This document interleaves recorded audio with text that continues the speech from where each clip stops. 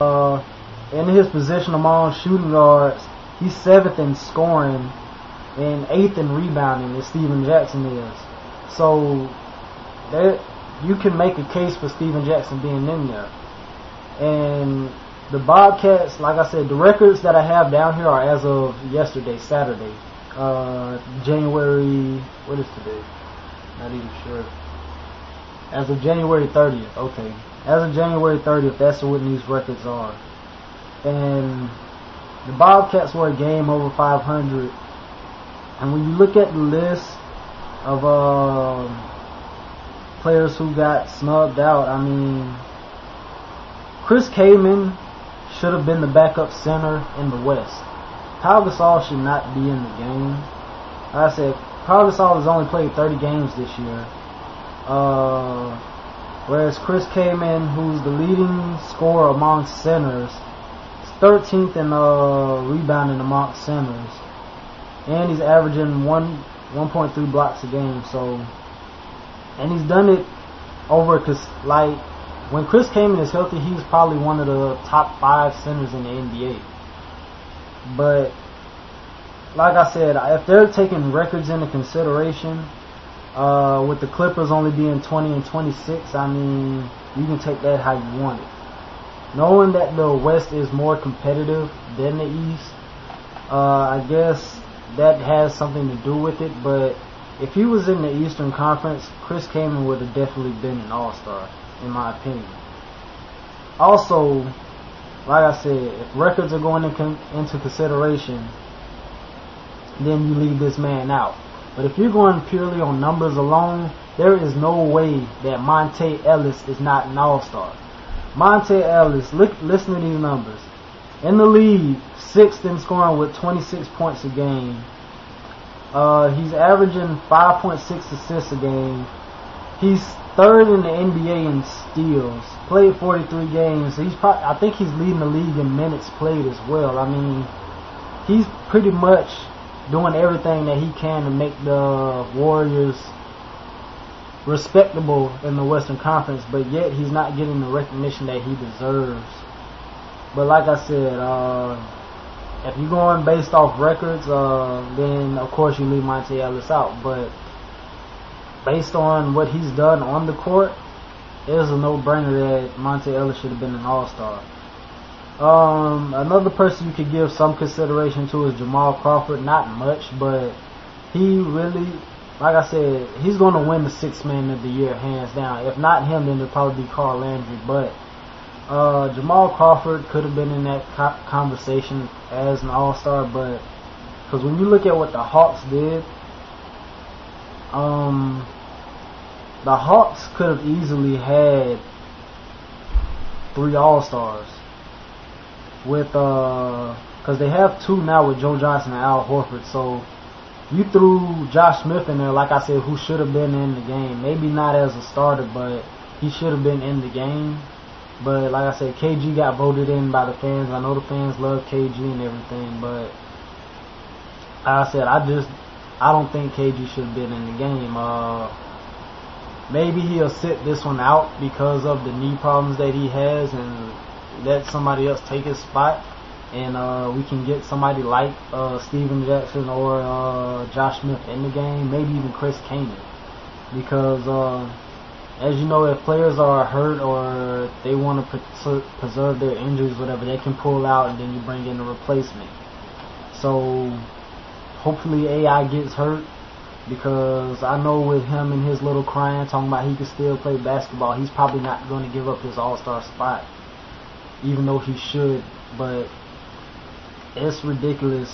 I mean, AI's numbers are way down all across the board, but when you look at who made it, of course LeBron is probably the most deserving. I mean, he's 2nd in the NBA in scoring, 6th in assists, he's 3rd in steals.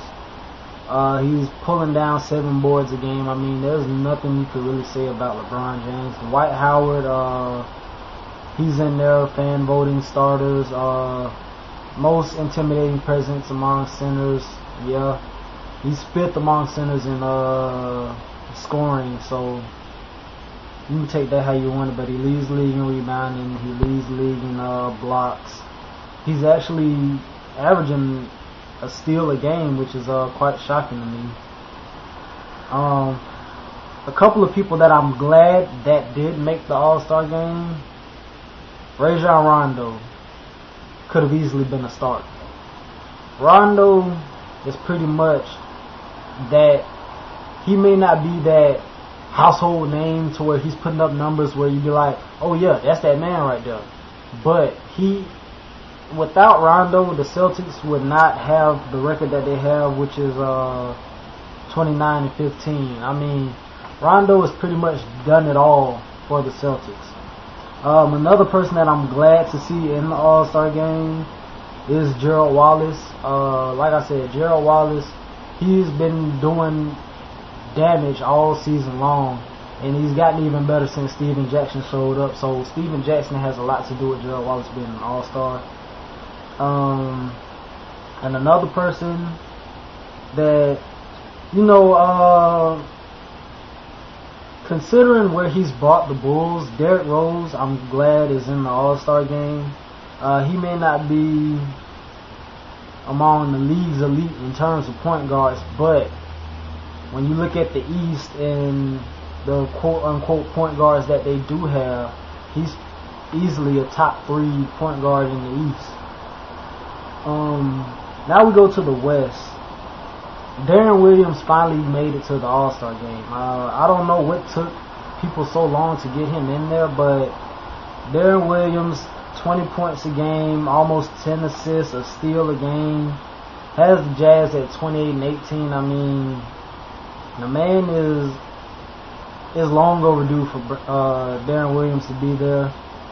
And Kevin Durant making the All-Star team, hands down, probably I'm more excited for him than probably he is excited for himself. I mean, this right here is that stepping stone for Kevin Durant to reach that league's elite level that everyone wants to put him up, because everybody says, he is at that level right now where he has the talent, but he still needs to learn these parts over time.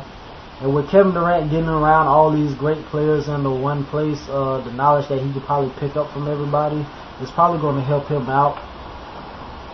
And also, another man that I'm glad to see make it is Zach Randolph. Zach Randolph, he's been up and down throughout his career. He's been talked about as maybe not the most likable guy because of his attitude problems or what have you, but Zach Randolph is a big part of why the Memphis Grizzlies are over 500 right now. He's lost some weight from what I can tell. He's hustling. He's pretty much revitalized his career under the Grizzlies. It has the Grizzlies in the 8th spot in the West, which is like nobody expected the Grizzlies to be even considered with the word playoffs.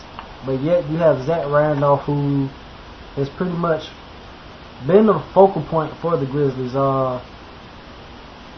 Also with the Grizzlies, you could have probably threw Rudy Gay in there, but Zach Randolph averaging a double-double with 20 points, 11 boards a game. Like I said, the man has been doing pretty good for himself, revitalizing his career. As you know, All-Star Weekend is 2 weeks away. In dunk contest, we have Gerald Wallace. Who are the other guys? Nate Robinson is coming back to defend his crown. You have the dunking with DeMar DeRozan and Eric Gordon. And then also you have, who I'm going to pick right now to win it, Shannon Brown. If you have not seen Shannon Brown dunk this year, then you have really missed out on something ridiculous, because the man can sky, seriously, just get up there. So I may not be a Laker fan, but I'm picking Shannon Brown right now. You got it. It's on video. You can watch it over and over again. I'm picking Shannon Brown to win the dunk contest. Even though Gerald Wallace is my boy, Alabama graduate and everything, Shannon Brown, I think, is going to take this one.